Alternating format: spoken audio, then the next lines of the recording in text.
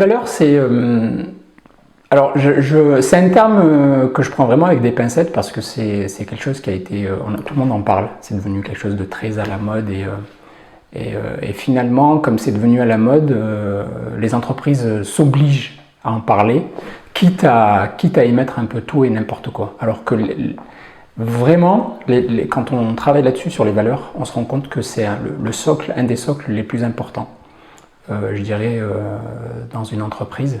C'est ce qui crée vraiment la réussite d'une entreprise à partir du moment où on a compris, on a saisi que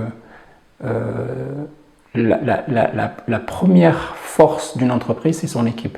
C'est elle qui crée véritablement la réussite, c'est elle qui va être au contact des clients chaque jour, c'est elle qui va gérer les problématiques. Et le succès d'une entreprise repose à 95% ou 97% sur son équipe. Donc, et les valeurs, c'est ce qui permet, à mon sens, hein, et avec ce que j'ai pu expérimenter ces dernières années, c'est vraiment la manière, c'est ce qui permet de donner un guide pour recruter les collaborateurs et les équipiers dont on a besoin. C'est ce qui permet de sélectionner entre deux très bons candidats qu'on pense, dont on pense tous les deux qu'ils pourraient convenir au poste pour lequel on est en train de recruter. En travaillant sur les valeurs, c'est ce qui va permettre justement de faire la différence entre ces candidats et se dire finalement, tiens, celui-ci, il ne conviendra pas, et celui-ci, non, ben voilà, il match exactement avec les valeurs et la vision de la boîte. Nous, il y a 4 valeurs principales. La première, c'est l'excellence client. On est sur une niche avec un pain point très particulier. Et on accompagne des gens qui sont dans la difficulté, qui traversent un moment de leur vie qui est assez difficile, et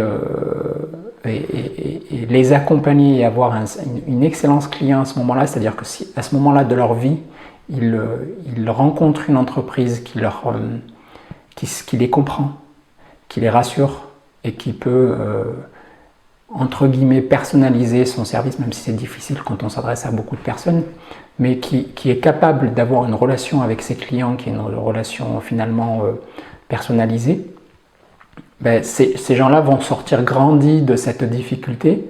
Et ça, c'est quelque chose qui est très important pour nous parce qu'on se dit, tiens, on a réussi vraiment quelque chose et on avait une utilité à ce moment-là pour ces gens-là. La deuxième valeur qui, à mes yeux, est primordiale, c'est l'entrepreneuriat.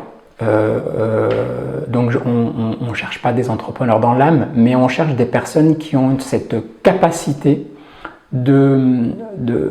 d'implication et cette force de proposition. C'est-à-dire qu'ils viennent dans une entreprise, chez nous, et ils viennent chez nous en se disant, ils viennent dans un cadre où on leur donne la possibilité de s'exprimer, et en contrepartie, moi ce que j'attends d'eux, c'est qu'ils puissent être force de proposition et toujours dans un esprit, ça rejoint un petit peu l'excellence client, qu'est-ce que je peux faire mieux demain pour nos conducteurs, pour nos clients, pour les fidéliser et leur permettre de vivre une conduite plus sereine. Rejoint une troisième valeur qui est importante chez nous, qui est le fait de ne jamais abandonner.